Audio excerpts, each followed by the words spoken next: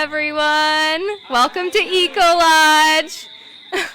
I'd also like to say hi to all of our virtual viewers on our Facebook page. This would not be possible without Carib Trans, so we can get a big round of applause for Carib Trans. There we go. Tonight's speaker is hosted by the Cottage Club, so if we can get a round of applause for Cottage Club as well.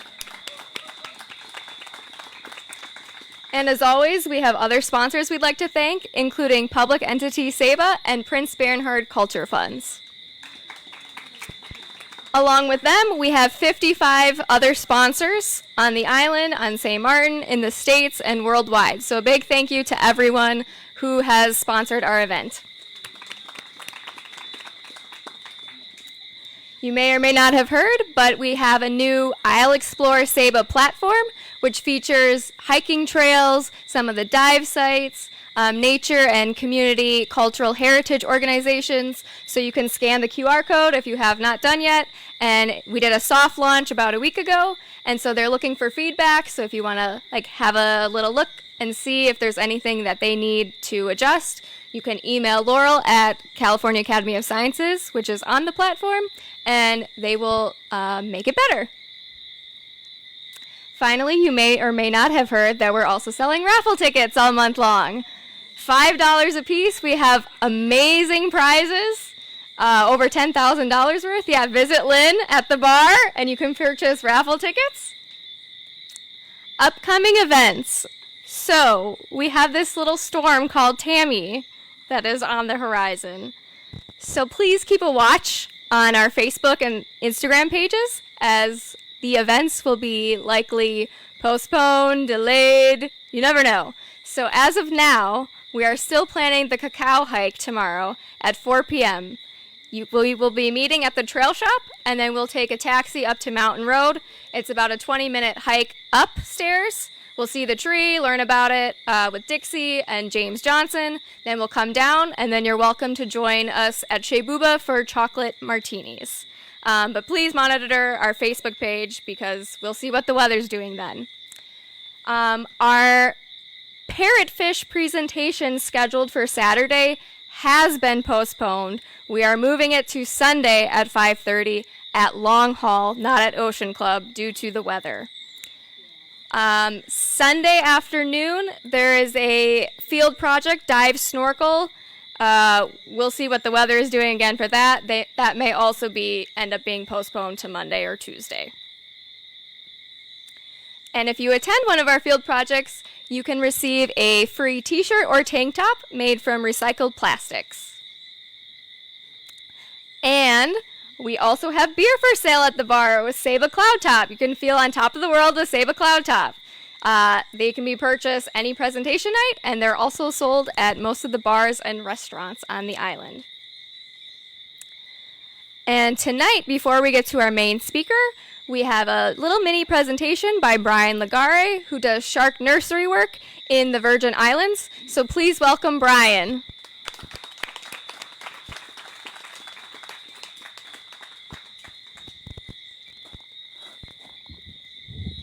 See if I can do this. Here we go. Can you hear me, everyone? Yeah. So, my name's Brian Legare. I am a seascape ecologist from the Center for Coastal Studies up in Provincetown, Massachusetts. I'm a PhD candidate at UMass Amherst. But what I'm here to talk to you about tonight is my work that stems from my master's when I lived in St. Thomas a number of years ago, quantifying shark nursery areas in the Virgin Islands. I came to SEBA the first time in 2018, and I was able to come to a bunch of Sea Learn events, and I thought this was one of the coolest outreach programs I've come across in my 15, 20 years of being a scientist, marine biologist. And when I was coming down here this time, I reached out and said, if you would like a presentation on some of the work that we're doing, I would love to jump into that. So that's why I'm here. So tonight I'm going to talk to you about shark nursery areas in the Virgin Islands and why it's important to quantify these and protect these areas in the region. So, sharks, we all know sharks are important. Multiple species that we have around here. Some of the common ones are, tigers. This is a little tiny one that we caught in the Gulf of Mexico, able to tag and release. Hammerheads, Caribbean reef, nurse sharks, eagle rays, and southern stingrays are the cousins. The elasmobranchs. You can't, not talk about how important the other guys are in the area. One of the major animals that I'm going to talk about is both black tips and the lemon sharks, because these are the two species that utilize a lot of nearshore habitat in the Caribbean as nursery areas. Why sharks? Why sharks? Why do we study them? Why are they important? Sharks are an intricate part of the ecosystem. What they do is they help provide balance and pressure to the ecosystem from the top down by preventing boom and busts in different fish populations, which helps the corals and the algae and keeps the ecosystem balanced as a whole. So protecting the sharks and keeping a healthy shark population is important for everything that we keep as important in the island around us and in the Caribbean as a whole. This is one of the problems. In the Virgin Islands, there's not a big shark fishery per se for people going after them for a commercial standpoint. But what happens is there's a lot of guys who think they're tough and want to eliminate sharks from the nearshore areas, and they're eliminating animals that are vitally important, providing juvenile sharks to the ecosystem and providing that pressure in the area. So this is an unregulated culling of sharks in different areas that we have to protect. One way of protecting shark species is not just protecting the adults. We have to protect where the babies are born, because when the babies are born, when in the first several years of their life, they're the most vulnerable. They're at the point in time in which they can get eaten by something else, and they're more likely to get attacked. So what we do is we try to identify spaces in which we can do that. A space in which a juvenile shark resides is called a nursery area. But it's not just an area in which you see a baby shark, and I'm going to say baby shark because that's going to get it stuck in your head, and you're going to remember this talk for a while. A nursery area is an area in which baby sharks and juvenile sharks are more abundant than other areas. They're areas in which is used for an extended period of time, so the same shark is there from when it's either born or through the entire season or multiple years, and the same location is used by multiple generations and multiple cohorts over time. So it's not just an area you come across where there's baby sharks, but it's an area that is vitally important to multiple generations of sharks. The big thing is a lot of sharks use these areas in terms of what's called natal philopatry. The sharks return to the same areas in which they were born in, just like salmons return to the streams in which they were born in. So these sharks, what they're going to do is return to an area repeated. And if we destroyed that by either building a marina, dredging it out, and it's not a healthy habitat anymore, these juvenile sharks are going to use that, become less fit and less likely to survive to adulthood. So protecting specific locations becomes important. And what we've done over in the U.S. Virgin Islands is identify these areas. How we did that is back in 2004 to 2006, we did an extensive survey throughout St. Thomas and St. John, identifying specific areas that did have more sharks than more juvenile sharks than others. 2006 to 2013, we put a series of acoustic tags. And these tags, what they do is they send out a Morse code-like signal where you can track them from receiver to receiver as they move through the region. So then we can get to the other definitions of, are they there for an extended period of time? And how much space do they use? And they do this over multiple years. But with that, what we're able to do is quantify this and put it into numbers, and those numbers allow us to quantify the home range. I don't know how many of you guys have been to St. John in the Virgin Islands, but Coral Bay is one of the most extensive seagrass beds in the area. It's also one of the heaviest used by people. What we found is that both the blacktips and lemon sharks utilize the upper reaches of Coral Bay right next to the Skinny Legs dinghy dock as a core area and habitat. And you might be thinking, like, why does it matter to have this area quantified as their home range? And why does it matter identifying their behavior as they move through the system? It's because, these sharks born here travel throughout the region. So it's not just affecting locally, it's affecting beyond, moving through multiple jurisdictions. We had sharks born on St. John move to the east coast of the United States. We've had sharks tagged on St. Croix come to the Saba Bank. So sharks tagged and seen locally are regionally important, and vice versa. Because, again, they're subject to intense pressure when they're young from just the natural environment. And when we have an area in which the humans are using heavily, development might be approaching. This is a marina slated to be developed since 2011 in Coral Bay. And you can see the extensive several hundred slips, moorings, pilings. And if we overlay it with the data we collect in the core area of the nursery habitat, it doesn't take a scientist to tell you that if you build that marina, you're going to affect these juvenile sharks.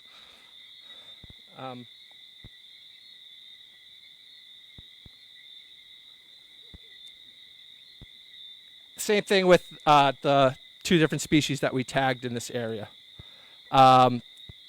Within this bay system, there are multiple marinas that were being slated to develop.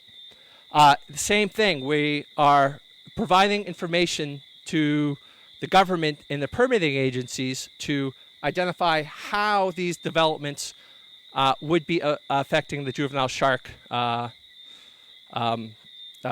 ranges and habitat use. So present, what we're doing is we're extending into the British Virgin Islands, quantifying the same type of habitat use in the nearshore environment. Identifying areas near on Tortola and Anegada that have extensive shark nursery areas in these habitats, creating a baseline data set that is could be used to protect these in the future. What we're finding is vast differences in sizes between the two areas, with Anegada having extensive habitat, having a healthier, larger shark population. We're using things like drones to identify and count sharks as they move through the area on the north side of Anegada, identifying things like nurse sharks and eagle rays, southern stingrays, and other species of shark as they move through this habitat. And with that, we can protect these specific areas.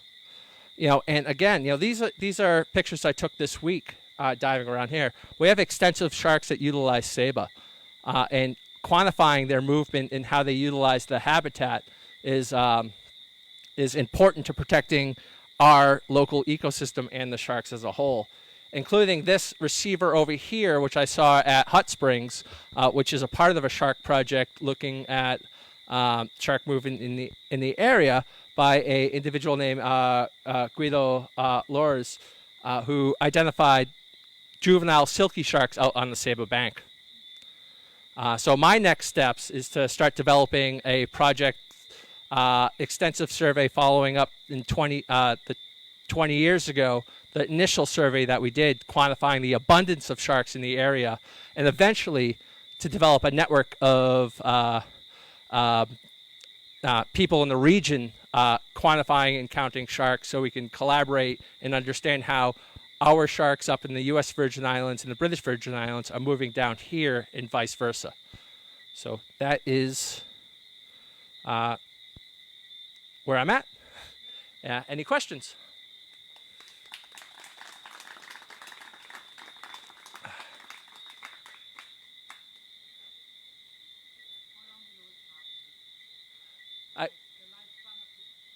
About for the black tips. Yes. How long do the sharks live? Around 25 to 30 years. Yeah. How old are they when they start reproducing?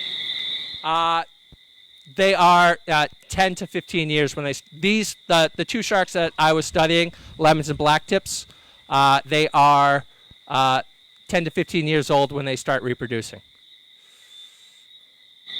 You mentioned that you find them all the way to Seda from the BVI. Did I get that right?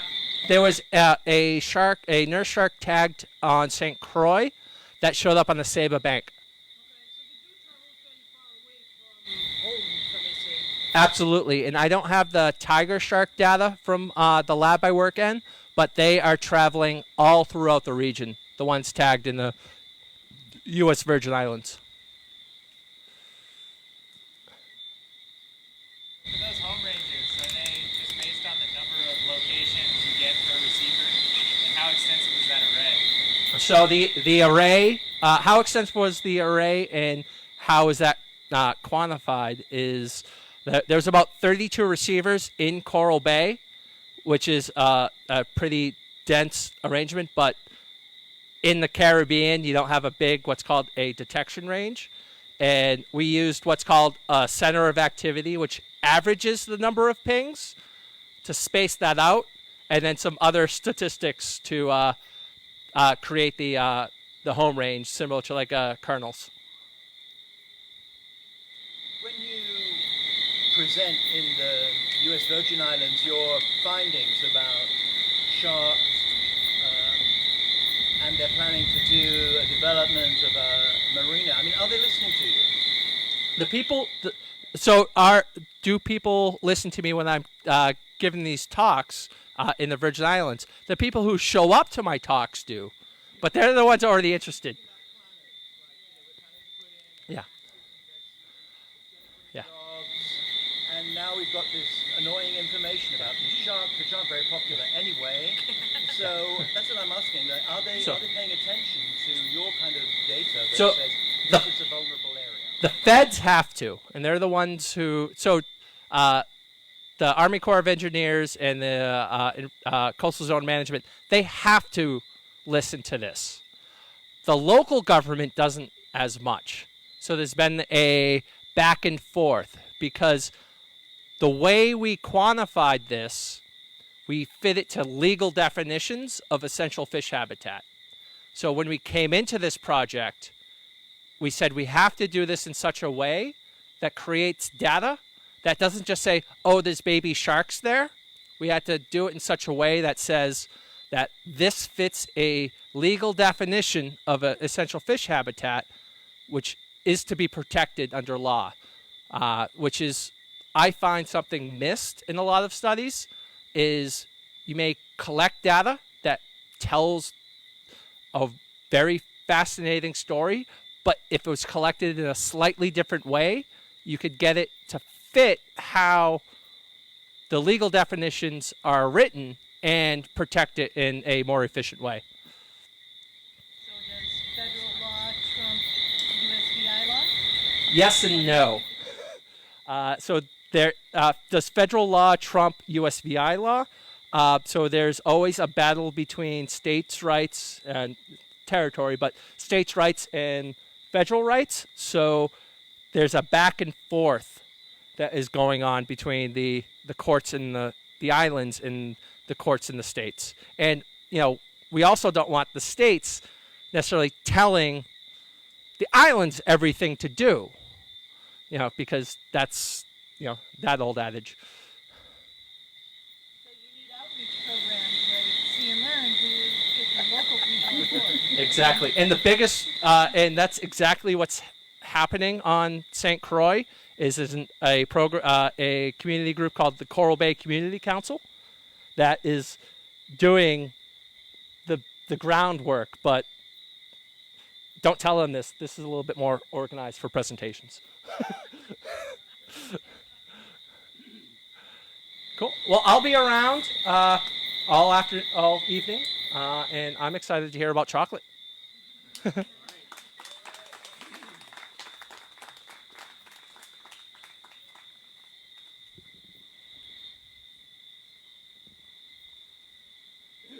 All right. So, if you are in the audience tonight, you've won Willy Wonka's golden ticket because the subject is chocolate. So, Dixie Sandborn is the 4-H horticulture specialist for Michigan State University. Dixie has taught at the high school, community college, and university levels. She developed and leads a study abroad program to Belize, focusing on ecotourism and agriculture. She also leads a freshman seminar in New Zealand, focusing on ecotourism and sustainability. She loves to travel and has taught tropical sustainable gardening practices in Haiti. Currently, her focus is developing an interdisciplinary viticulture curriculum and teaching the history, culture, and science of the world's favorite treat, chocolate. Get ready to learn all about this sweet subject by welcoming Dixie.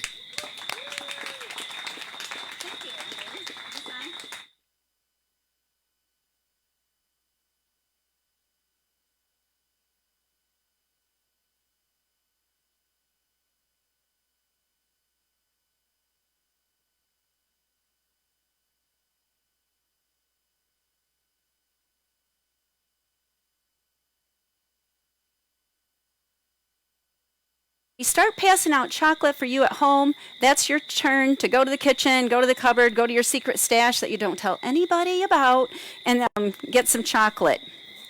So, I am basically a youth educator. So I work with youth and families, and I was at Noah's school today. And in a minute, I might see if he'll volunteer to help me. But I'm going to start my presentation with you just like I do youth, okay? Because when I go to a conference or go to a meeting, I want to learn one new thing. I just learned a few new things about sharks, so that was pretty exciting, and I want you to learn one new thing tonight. Also, it's audience participation, and on your chairs, you may see some coral color facts. I may say some of those facts. I may not say some, so if you have a fact on your chair and you want to share it, we'll have time to do that. So, I brought some things to Saba with me. I brought a pumpkin pie, some ketchup, grape jelly, and chocolate. So, why would I bring these to Saba? What would they have in common? Sugar, okay, that's the number one guess. Very good. Not yet. Not yet. He knows the answers. He saw part of this today. What else would they have in common? They're fruit. So my tablecloth is the big hint. And they're a specific kind of fruit. Or a type. Scientists like to classify things. I'm a plant scientist, so I like to classify things. So what classification do you think? Pardon?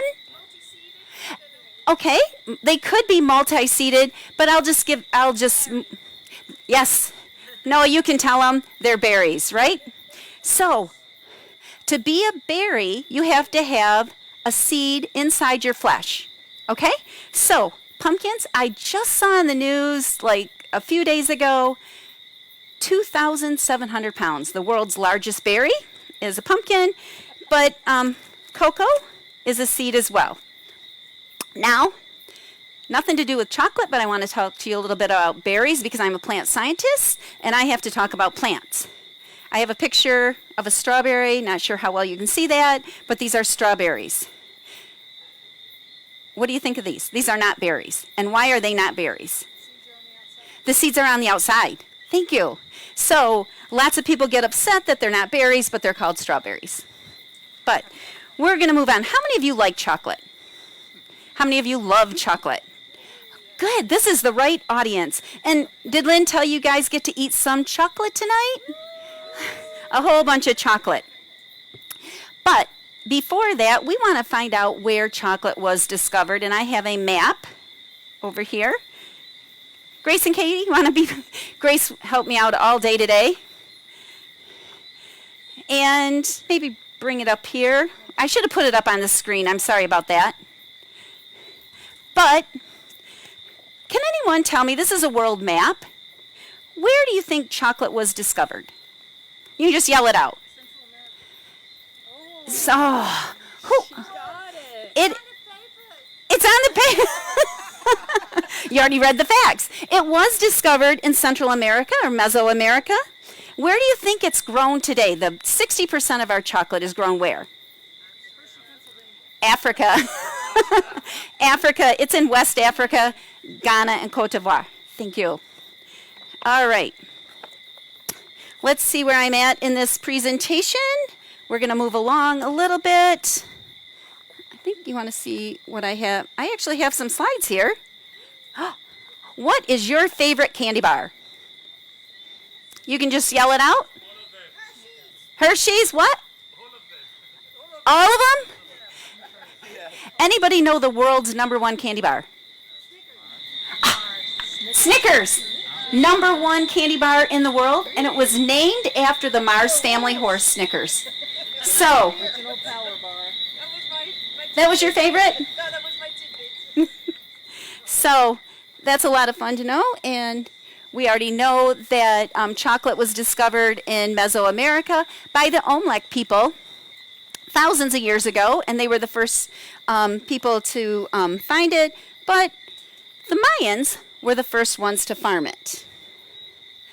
And so, Linnaeus, remember Linnaeus, that Swedish scientist who came up with binomial nomenclature? He got it right. He called it Theobroma cacao, and that means food of the gods.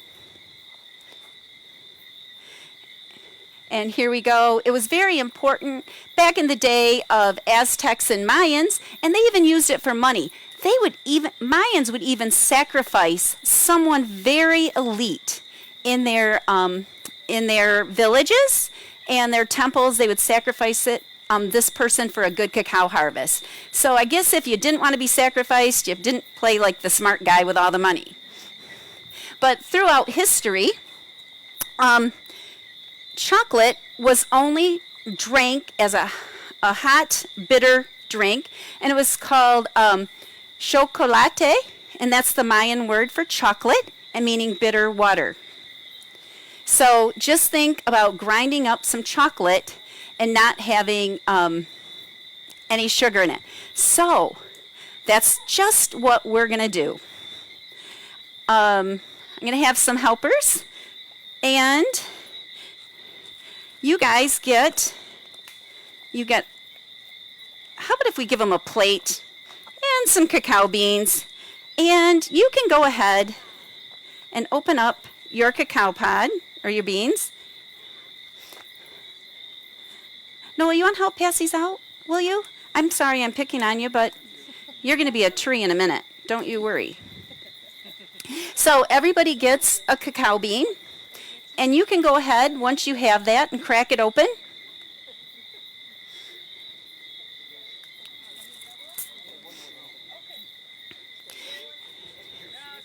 That'll take a minute. Little audience participation. You want one? I can help you out, but not with this one. I'll make sure you get some.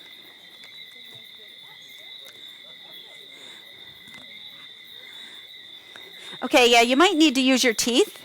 I was at the school today, and one of the teachers told me her grandfather had a cacao farm in Trinidad, and they did a chocolate dance, and they danced on them to crack them open. So you can go ahead once you crack that open, and it'll either come out solid with a little fissures in it, or it'll break up into little pieces, and those are called nibs. What do you guys think? You like them? Some people, thumbs up, thumbs down? Yeah, you could put it on your cappuccino. Those are roasted. But we're going to try some raw ones here.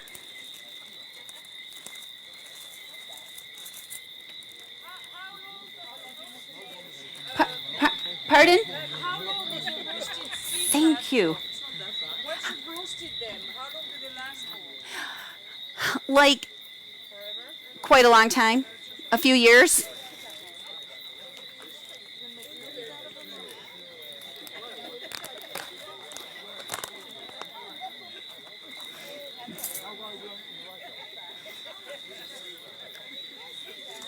So you guys like those?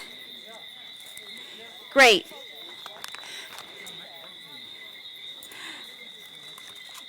I think just for essence of time, I'm going to skip the raw and roasted nibs, but I will have them here after the presentation. So if you want to taste some raw right against the roasted, that'd be great. Because you guys are adults, we're going to skip right to the good stuff and have some chocolate-covered chocolate nibs. I usually make kids suffer through eating some raw nibs to see how it tastes, but we'll skip right to the good stuff. And Lynn needed a cocoa bean. Oh.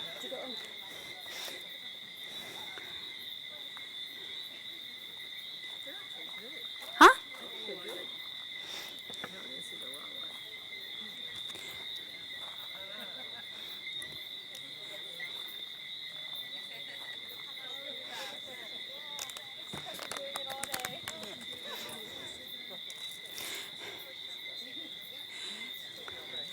So for the audience at home, we're just having a good time up here at Eco Lodge.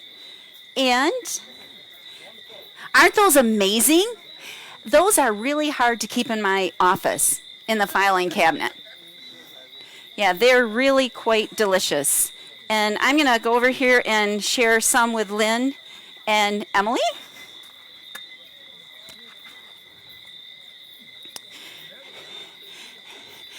Aren't those great? Those would be really good on granola, ice cream, something in the morning. Noah, can I borrow you a minute? You didn't know you were going to have to do this, did you? But you look like a TV star, so this might be great. So, I have Noah here. He's in the forest, because cacao lives in the rainforest. And we're in the rainforest, right? And it lives in the understory. It needs some shade. And he's going to be my tree, right? Okay, Noah, what does the tree have? Branches, right? And cacao grows right on the trunk of the tree. How many of you guys knew that? Because you've seen cacao growing? Great. So it just grows right along the branches. So that's pretty cool. Noah is going to start producing cacao pods when he's 4 years old. But yeah, so you've already had him for 4 years since you're 8. Yeah, you're kind of an old guy. He's going to live for 200 years, but only good chocolate for 25. So then he's probably going to die of a disease. So we're really sorry about that, Noah, because you're just dead now. So you can take your seat. Thank you, Noah. Okay. So you can see here on the slide, there's some flowers up and down the trunk of this cacao tree, and there's hundreds and hundreds of flowers, but only a few get pollinated.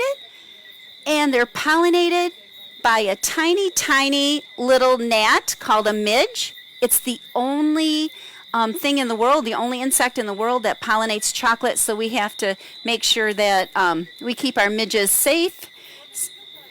Pardon? Well, they're so small you really can't hardly see them with the naked eye. They look like a little gnat. So they could be called, they just look like a gnatty little insect flying around. Yeah. It's kind of like a fruit fly. And that's what it looks like growing out on the pods. And some of you from Saba, Lynn went and discovered where some cacao trees were the other day. Just up the mountain road. Great. This is what it looks like inside. It kind of looks like a row of corn. So these little seeds in here, they're covered with this white pulpy material, and that's actually the fruit covering the seed. So when you're out in the forest, they cut the pods with machetes, they scoop out the seeds, they put them in a pack, and they carry them to where they're going to ferment them. So they are fermented in boxes, and they can be fermented for 3 to 4 or 5 days in a box. Many of them in the Caribbean, they're generally fermented in boxes or chocolate houses. In Africa, they're fermented generally on the ground with banana leaves. And it's the fermentation that makes the best chocolate. You have to have a good fermentation. It also kills the germination of the seed. So after it's fermented, and some people will drink that juice that comes off of it. I think that's pretty gross, but I'm sure some of you here have had cacao right out of the pods. How many of you have tasted? It's really quite lovely. How would you describe it, Marie?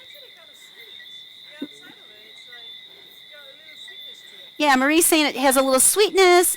It's kind of a spongy texture, kind of. Yeah, it's kind of gooey, but it's a very lovely taste. So you can eat. That's actually the fruit, and we're actually eating the seed when we eat chocolate bars. So, where does cacao grow? Well, it grows in rainforests and in forests about 20 degrees north and south of the equator. So guess what? The Caribbean is the prime chocolate spot, and some of the best chocolate in the world is grown in the Caribbean. And you saw some chocolate beans. How many chocolate beans do you think it takes to make, let's say, an average pound of Hershey's? So that's 33% chocolate. About 400. Who had that fact? Man, you got me on that one. About 400. There's 40 to 60 beans in a pod. It takes 400 to make a pound of 33% chocolate. Well, maybe when I started doing this, 33% chocolate was pretty popular. Then we started moving into the 60s. People are eating like 85, 90% chocolate now. So it's going to take lots more beans. So, and it's still only growing in that area. All right. Back to the Mayans. The Mayans used cocoa beans as money. So they would trade their cocoa beans for money. Remember, they're only drinking it as a hot drink. They have no sugar.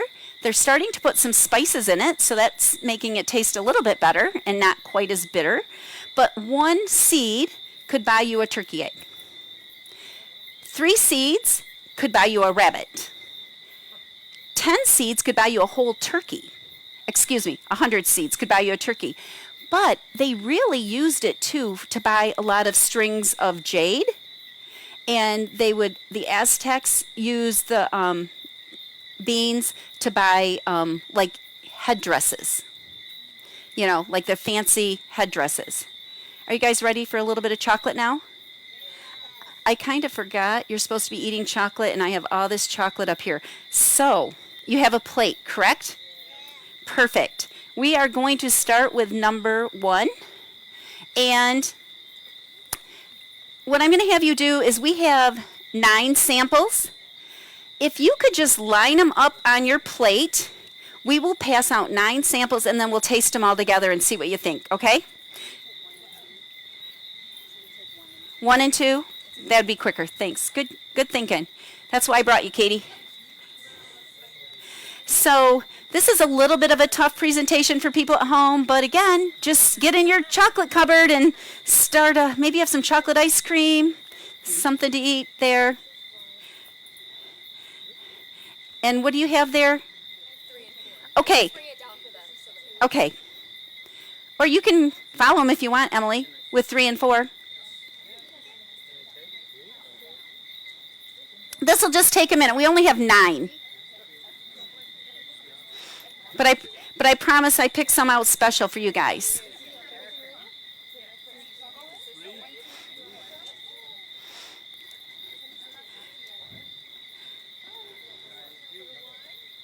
Does he have a plate?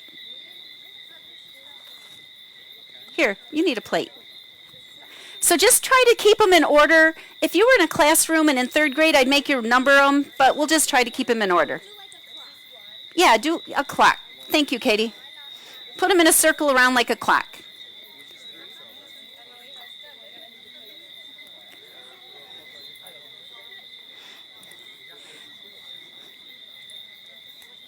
It's fun to be interactive.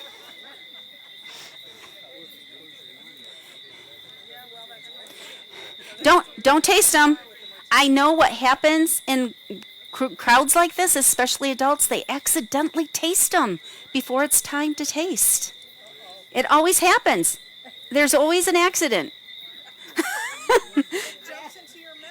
Yes. Today, some of the 3rd graders accidentally ate their chocolate. Yeah. I had a great time at the school today. And you have a beautiful school, elementary school here in Saba. Did everybody get 1 and 2? Emily's bring around 3 and 4. And Grace is going to pick up 5 and 6. I've been at Cottage Club, which is lovely. Mark's been a wonderful host, and I've been chopping up chocolate every night to get ready for the next day. And the fridge has been packed full of chocolate. Chocolate's really heavy when you fly. I was just juggling around chocolate from one bag to another to get here. So I'm glad you can enjoy it. Okay, where are we at? Pardon? We're almost done because we're on 5 and 6. You only have 1 and 2? Well, we're going to get to you.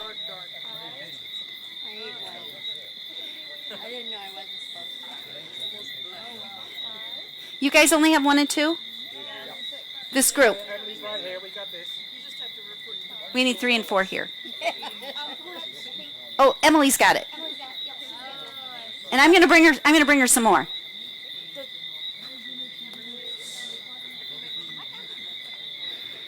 Four. This is 3. I have 6s. So if she has 1 4, then 1 4 out there. Okay, I'm trying to find 3. I think.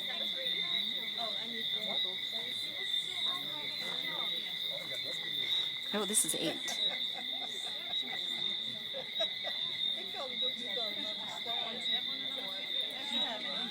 All right, we have 5.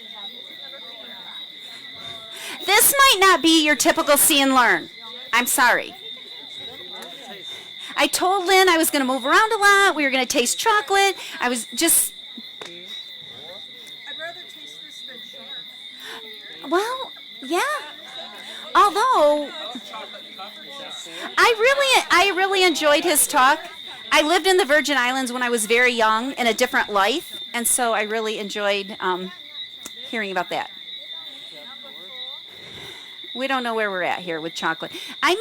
Usually I make people get up and get it, and it just didn't seem like it was going to work tonight, but it'll be good. You know what? It doesn't matter. You're just going to eat a lot of chocolate, okay?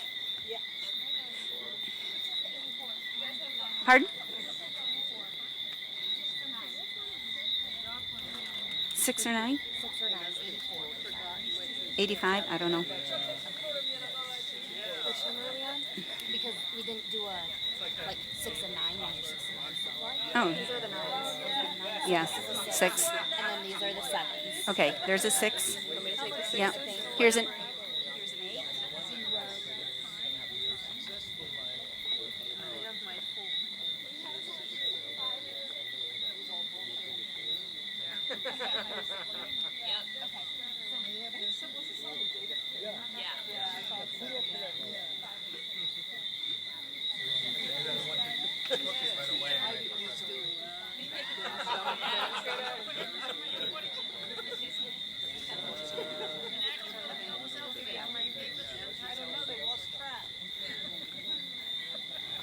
You know what? Maybe I should have had you guys get up and go through a line.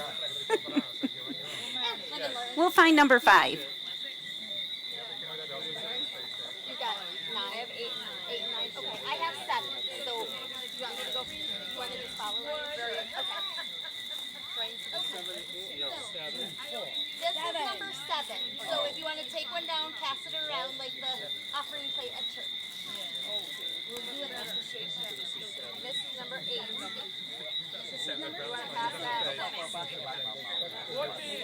This is 7. That's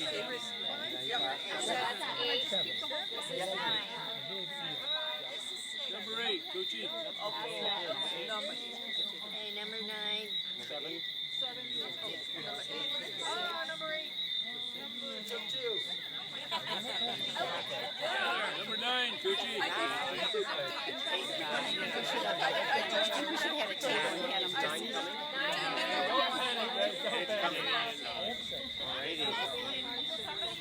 you have 9 pieces of chocolate, Hey, you guys, don't worry. If you don't get all of them, you'll get to taste them because I made 100 samples. So afterwards, we can just have a free-for-all, okay?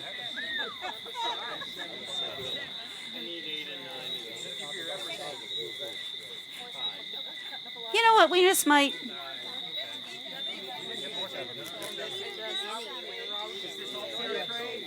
Pardon?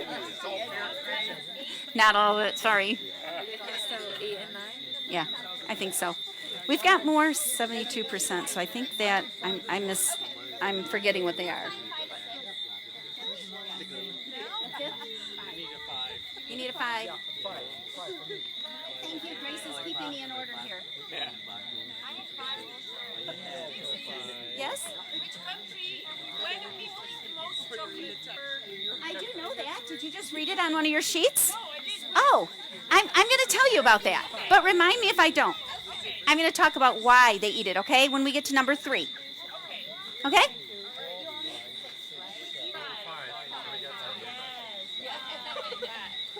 If the people at home, you can... I got 7. I need 8 and 9. Okay, we're going to start. We're going to go ahead and start while we figure out.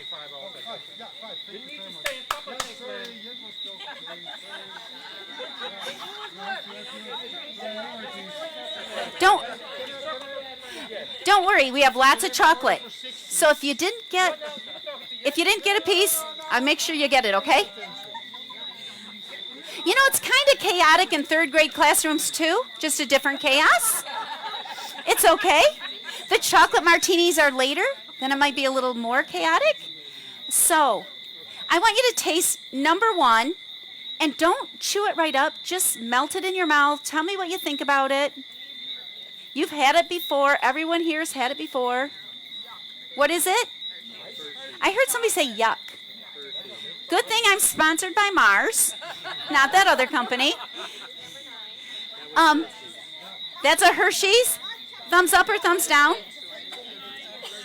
It's okay in a pinch, right? In a pinch. Okay. Number 2. Let's try number 2. That one's from Belgium. And just let that melt in your mouth. It happens to be one of my favorites if I'm going to eat a milk. Milk chocolate's about 33% cacao. What do you guys think of the number 2? That's a little more mellow, little creamier. What other words might you describe it? It's got a little nutty, okay? And now number 3. Let's try number 3. Too fast? To enjoy them? The kids would have had all 9 of them done by now. Okay. So, what do you think of number 3? It's getting better. I'm going to tell you about number 3. That's a Lindt Swiss, I call it a Swiss style chocolate because it's bought in the US, so it's a little different than the Swiss chocolate in Switzerland. But why you go to Europe and the Belgium, the chocolate you had just number 2, and then the Swiss is getting creamier and creamier, there's an undertone. What flavor do you taste in that chocolate? There's a distinct taste to that chocolate. Salt. What? Salt. Salt? No. Caramel. Did you taste that? A little bit of caramel? Yeah, now that I mention it? Yep. So let me tell you about Swiss chocolate. Because we had a question from the audience, what country eats the most chocolate in the world? And it's the people in Switzerland. Swiss people eat the most chocolate. They eat about 23 pounds of chocolate. In the US, we're eating about 10, but I'll tell you why, because it's better chocolate, right? And why it's better, it's smoother, you tasted that. So, Pietro Ferraro, I think I'm like, I'm not listening to, I'm not looking at my, oh, I'm sorry. He did Nutella. We're back at Lindt. So, Rudolf Lindt was a chocolatier in Italy, and chocolate ingredients were very expensive at the time as they are now, and he had a chocolate shop, and he left his chocolate shop one night, and they had a machine that stirred the chocolate, and it was called a conching machine. So everybody knows what a conch shell is. So it looked like a conch shell, and it stirred the chocolate. He came back in the morning, and he had left his machine on, and he was just mortified because all those ingredients were so expensive, and he just ruined his whole batch of chocolate. What was he going to do for that day's chocolate?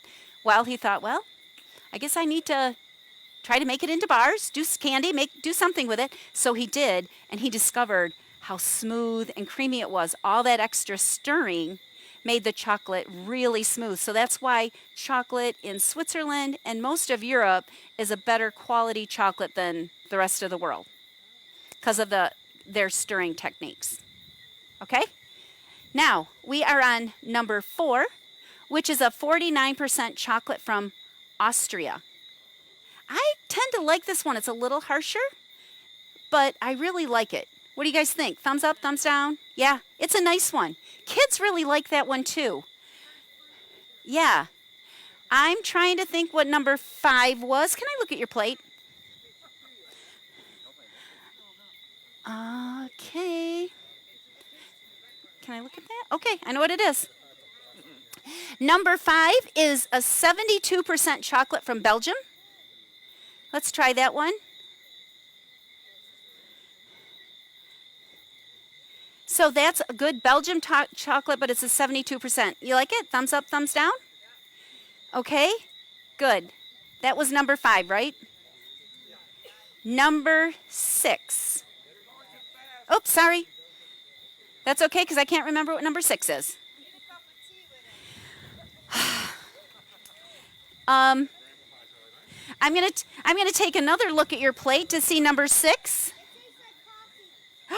Okay, thank you. Taste number 6. It should taste like coffee. That's called Buzz Bar. It's got some coffee in it. I brought that special for you. The 3rd graders did not get that today. Do you like it? It's a little bitter, but if you like coffee, it's really good. Have you ever had chocolate-covered coffee beans? Tastes a lot like that. Okay. 7, 8. Where are we at? 7. Let's see here. I'm going to look at your plate again. We had. I am not sure. Oh, I know what I forgot. The next one. Taste the next one. It's an 85% from Colombia. The next one. From Colombia. It's the only single source chocolate I brought with me. It's grown in Colombia, produced in Colombia, sold in Colombia. That's a single source chocolate, so they grow it in Colombia. So you like that one? Okay, so you might have got them mixed up, okay? They might have been mixed up. Okay, that was more coffee? Yeah. That's because it's not in a row in front of me with the numbers. Thumbs up or thumbs down? That's a pretty good one. Okay, so we might have mixed up the coffee and the 85, but they really do taste a lot alike. The next one is one of my favorites. This one I want you to let melt in your mouth a little bit. Just melt it in your mouth. You'll like it. And remember I told you that the Mayans and the Aztecs put different things in their chocolate? What do you think? Are you tasting it? A little bit of bite right at the end? What are you tasting? It's hot chili peppers. Yep. So that's a lot like what they would have put in their bitter drinks to make it taste good. And I saved my favorite for last. So taste number 9. Oh, I'll get you some. Katie, can we get some number 9 down here? What do you guys think of that one? That's my favorite. The orange. It's got that. Oh, you do have that one. You miss. We can taste them all later. Okay.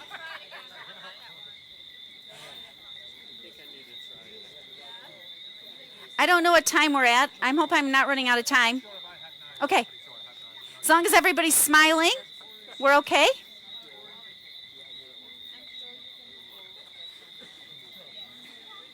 Okay. So we talked about the Mayans, and how I got interested in chocolate is I teach a study abroad in Belize, and we went to a Mayan village and we did bean to bar. So we went out in the forest and chopped some things. We didn't ferment it and roast it, but you know, we kind of skipped those steps. But here's a student, and this is exactly how the Mayans are still in some of the villages making chocolate on a metate.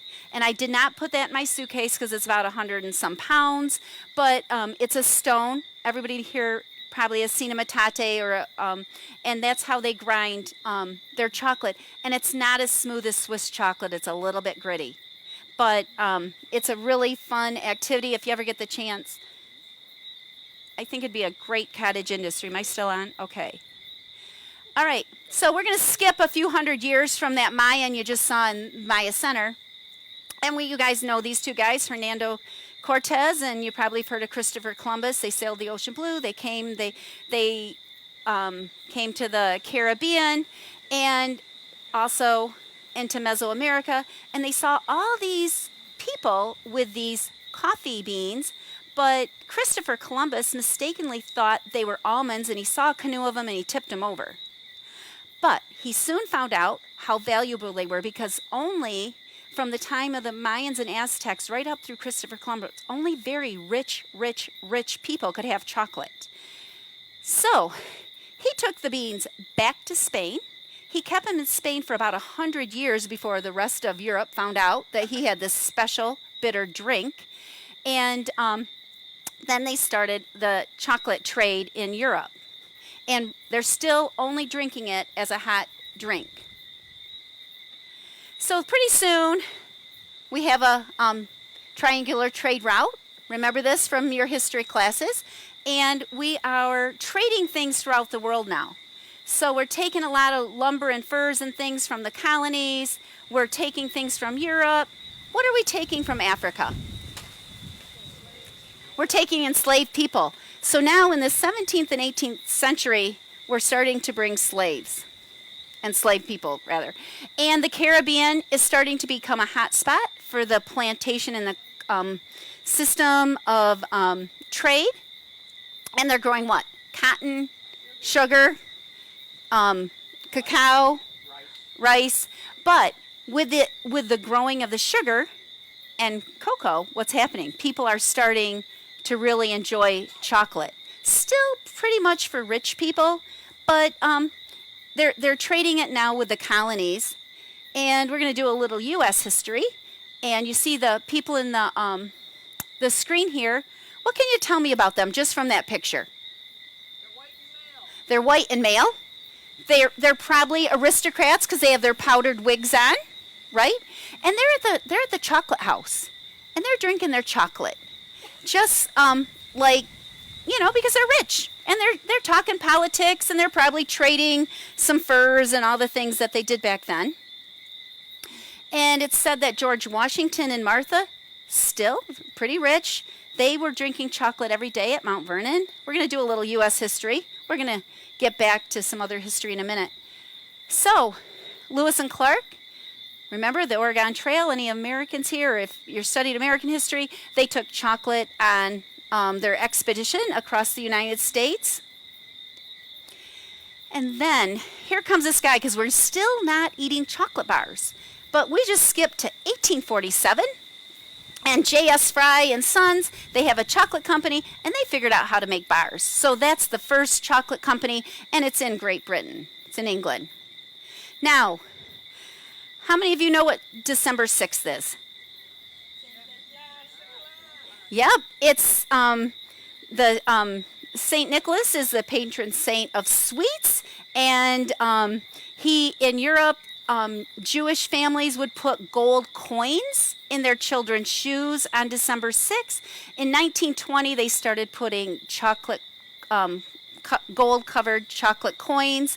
And so Christian children got gelds, G-E-L-D-S, and Jewish children got gelts, G-E-L-T-S. And so that was the start of that. So I don't know. I would not object to getting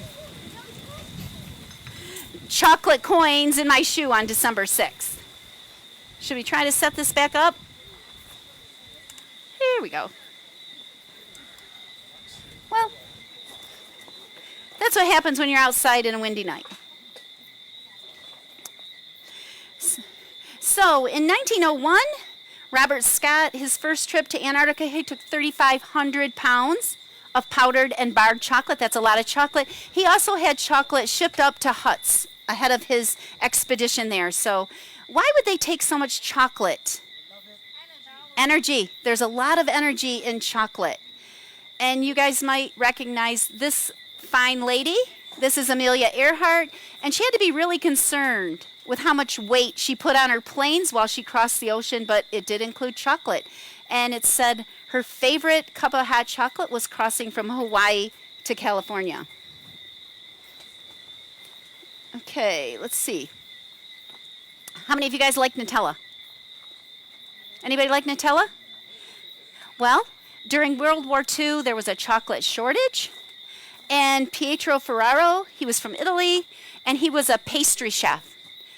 And he wanted to use some chocolate in his pastries, but there was a chocolate shortage, but he had an abundance of hazelnuts that year in Italy. So he started grinding the hazelnuts like we would peanut butter, and he ground them up and he put just a little bit of chocolate in it, and that was the start of Nutella.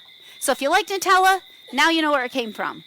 It was just because there was a chocolate shortage. Now, who doesn't love M&Ms? I don't see a hand. Everybody loves M&Ms. Even if you like that really good fancy chocolate, you still love M&Ms, right? So, M&Ms was, does anybody know the history of M&Ms? No?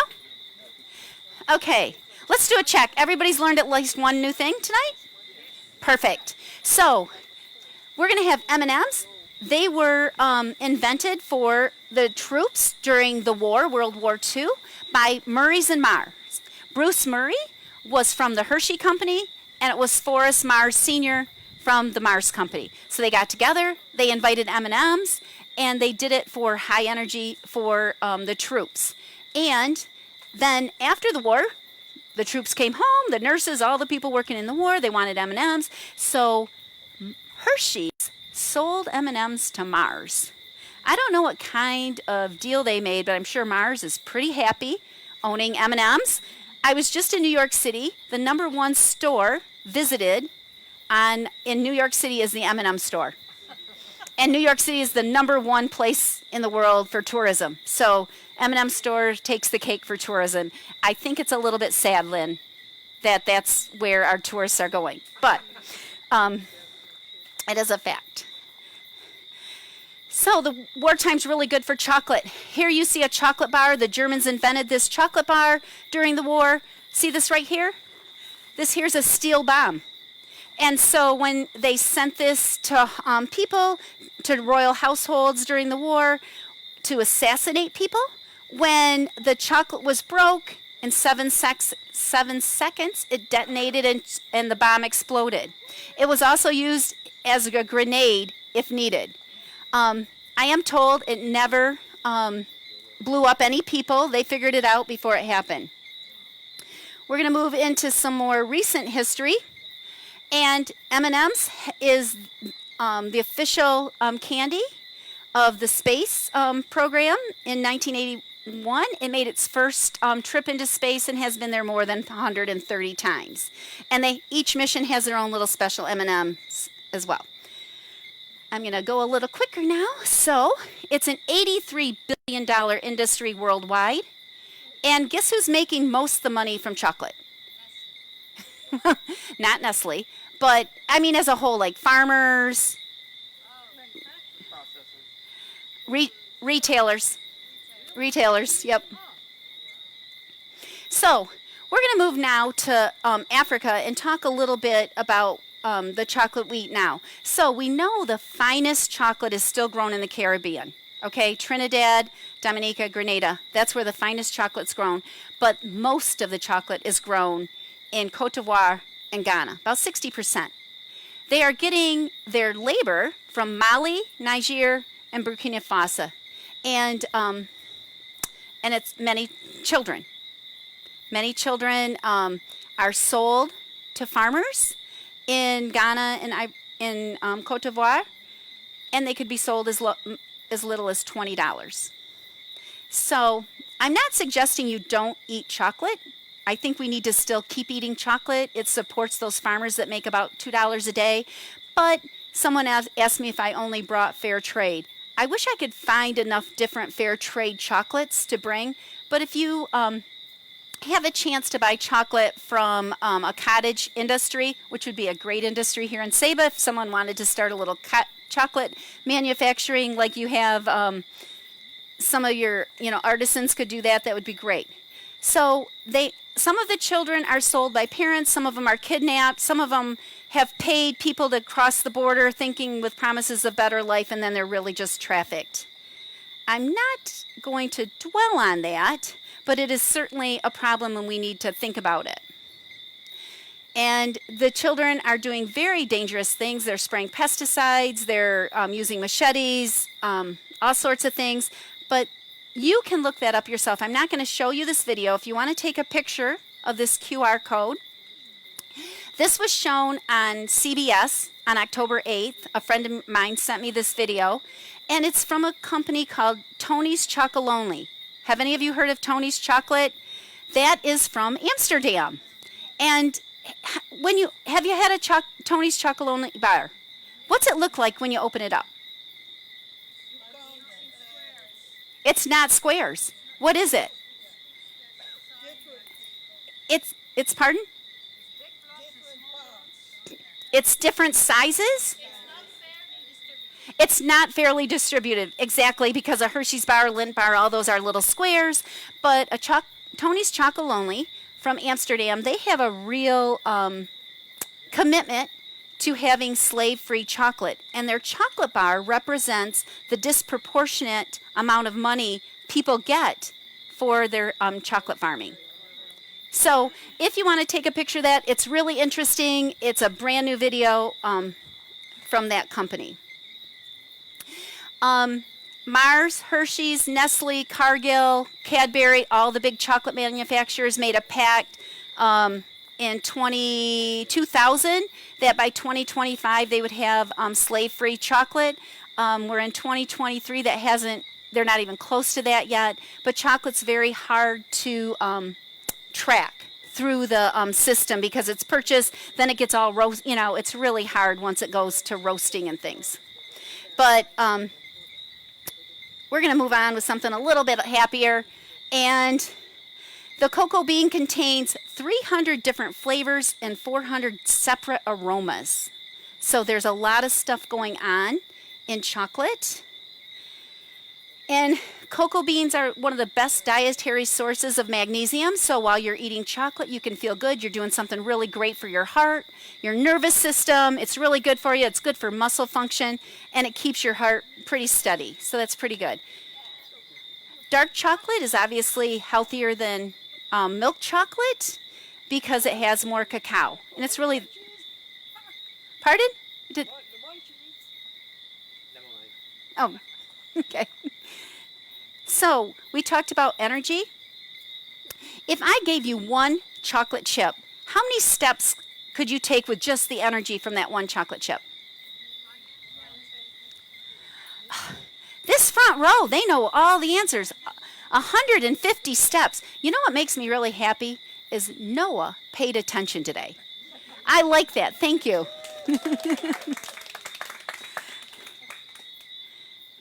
And I have a picture of a dog because you may know dogs should not eat chocolate.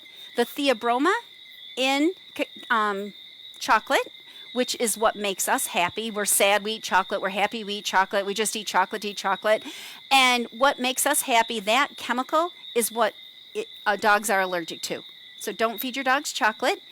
And I think, we talked about, I was going to ask you how many pounds of chocolate Americans ate, but you guys know, and we're the biggest chocolate consumers are Swiss people. And because Lynn invited me here, I was super excited to come to Saba. I am going to give you a special treat, and it's over here somewhere. Yes. So, you guys want to pass this out? Here, Katie. This is quite delicious. Huh? Oh, yeah. Lynn just reminded me. Emily found me, and she sent me an email and said, would you like to come and talk about bananas? And I'm like, I'm in Michigan. And she had read an article I wrote about bananas, because remember I talked to kids, and bananas are berries. So I kind of was tossing that in. I said, Emily, I don't talk about bananas, but I talk about chocolate. And and so after a couple of conversations, Lynn said, why not talk about chocolate? We're in the rainforest. And we have cacao trees here on Saba. And you could grow some cacao trees. You guys, go ahead. Oh, I'm sorry. Grace, I stole them from you. So pass those out. I think you will really enjoy this. This is, it's actually a Mars product. It's one of their specialty chocolates. It's American Heritage, and it's quite delicious.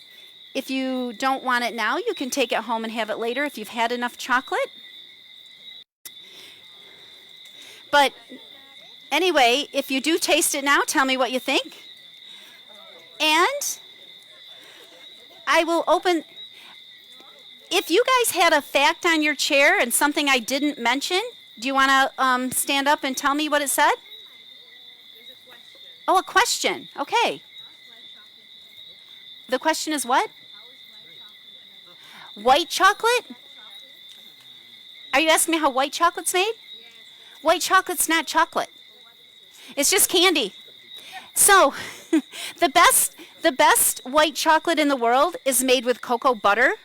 I have shopped in Europe. I've shopped in the U.S. Sometimes you can in Europe, but the shops I was at, I couldn't find any made with cocoa butter. It's all just like oil and sugar. So white chocolate does not have any chocolate solids, but that's a great question.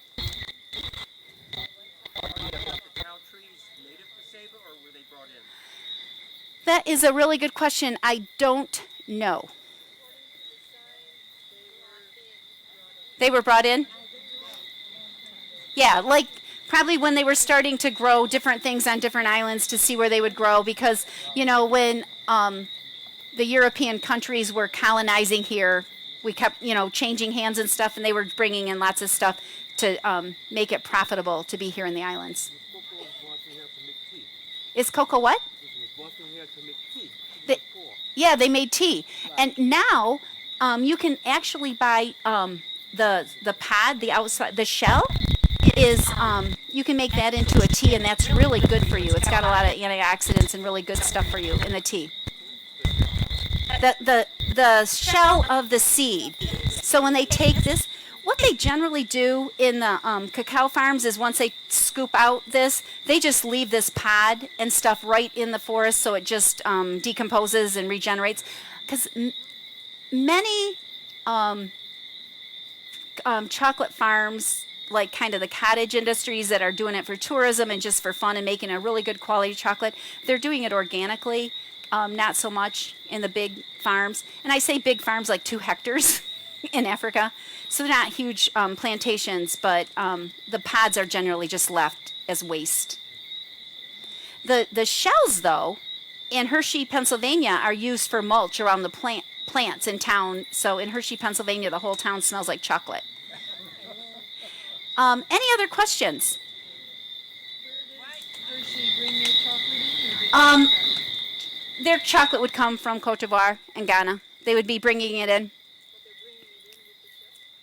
They're bringing in, and I'm not sure on Hershey's if they're roasting it in the U.S. or if it's being roasted. I think Hershey is roasting it in Pennsylvania.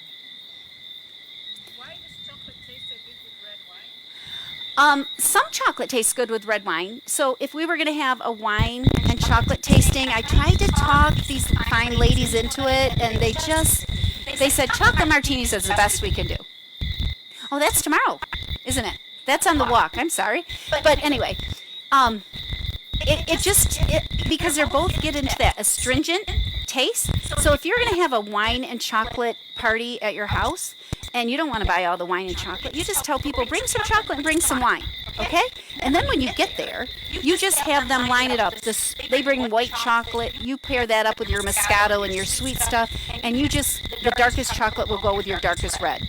Your darkest dry red. So that's how you do a chocolate and wine pairing. So I don't suggest you buy all that yourself. You have your friends bring it, and you just have the table set up and then enjoy the evening.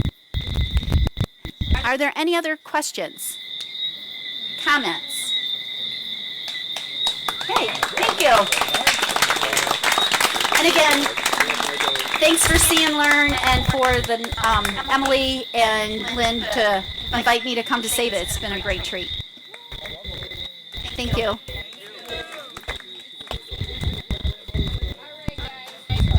Dinner or not, we need to move all of the chairs out that way and then put all the tables and stuff back together so we can have some food and chocolate martinis. So, Lynn,